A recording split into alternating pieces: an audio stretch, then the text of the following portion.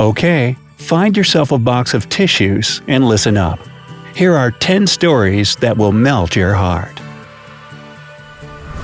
We all have moments of sadness and joy, and it's the latter that keeps the world going.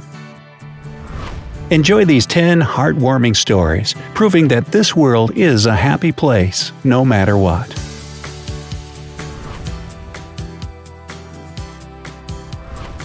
A fire broke out at our house the other night. Luckily, the entire family managed to escape, including Spot, our family dog. Then I realized someone was missing. Our turtle was still inside. Then I looked at Spot.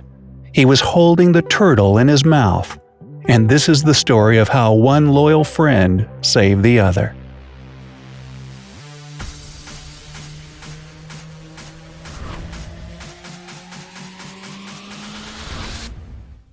It was one of those days when I finished work early and was rushing home. My wife will be happy that we have some extra time together, I thought. She must be cooking dinner, I thought. Now, imagine my surprise, to say the least, when I got home and heard a loud male voice singing, or rather yelling, "How you remind me," in the shower. Needless to say, I went mad and broke the door latch to catch that hunk red-handed.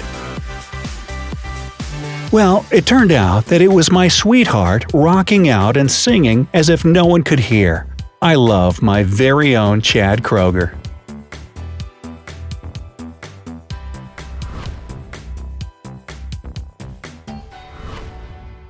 I went grocery shopping today, and there was quite a line at the checkout. A 9-year-old in front of me was begging her mom to buy her some chocolate. Kids today just don't know the word no, I thought. Her mom finally gave up and got her a yummy candy bar. To my surprise, the girl didn't tear it open, but went to the end of the line and gave it to a little crying boy. Her mom was surprised and wondering why on earth she did that.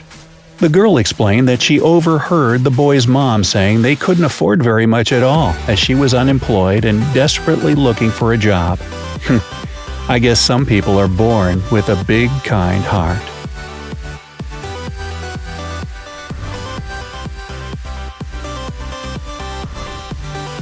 When I was little, we had this neighbor in his 50s. He seemed pretty weird as he was always wearing suits and shades and had no wife or kids. We called him Hellboy, and we used to ring his doorbell and run away.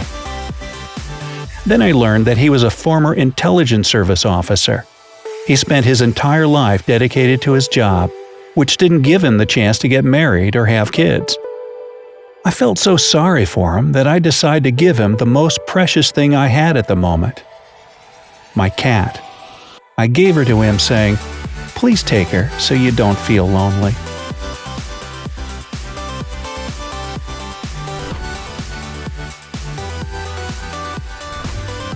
I went shopping with my daughter back when she was 3 years old. She was all dressed up like a little Barbie doll. Suddenly, I heard a boy crying somewhere behind us in the line. "That's the kind of girl I want! She's so pretty! I don't want to live without her." Well, I had a good laugh with his mom. Meanwhile, the kids played together. Apparently, they had a good time too, since now, 20 years later, they're getting married.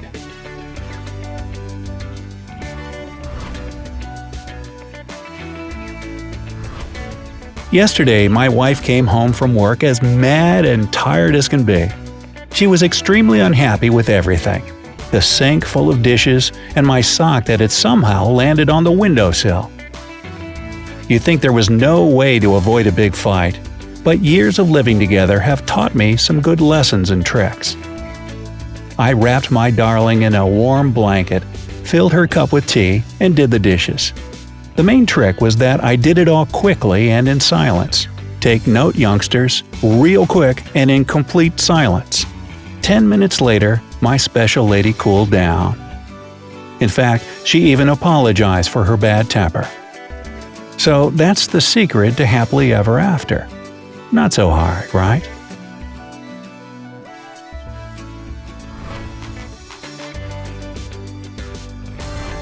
Some days are crazier than others, and yesterday was a case in point. My wife had a bunch of things to do, and so did I. We had no choice but to ask my brother to babysit our daughter, who was just 5 months old. We left everything he could possibly need for his important mission. An hour later, we got back to see the cutest thing ever. My 250-pound brother wearing a tiger print blanket as a toga and feeding my daughter.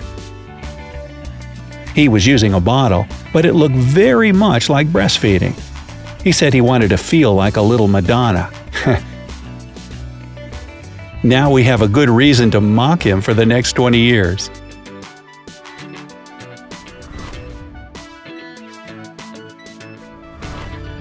When I was 5 years old, my godmother took me out to see a play for kids. Before the performance, we bought some flowers to give to one of the actors. Once the play ended, all the characters came out onto the stage, and the children began to give them flowers. Everyone received a bouquet. Everyone except the cow.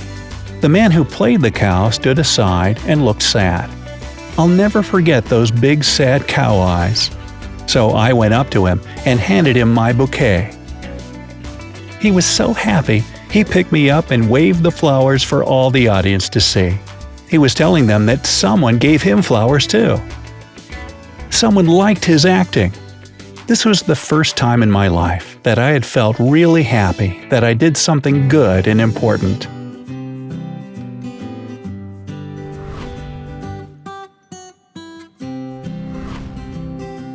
My husband and I went shopping the other day. We like to give each other some space for it to be faster and more productive.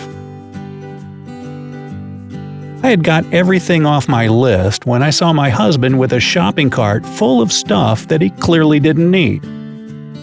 There was an old man, poorly dressed and looking embarrassed, walking beside him.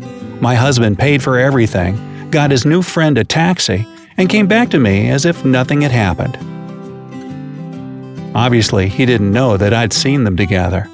When I asked him what took him so long, he explained that he couldn't find the tools he needed. I love my big-hearted liar to pieces.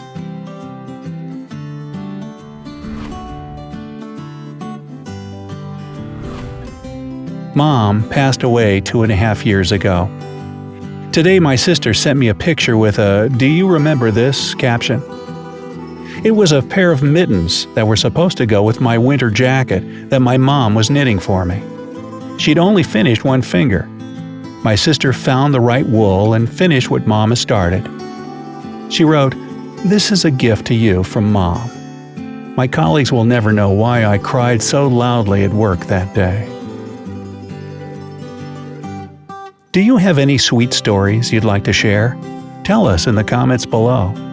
Don't forget to give us a like and click subscribe to stay on the bright side of life.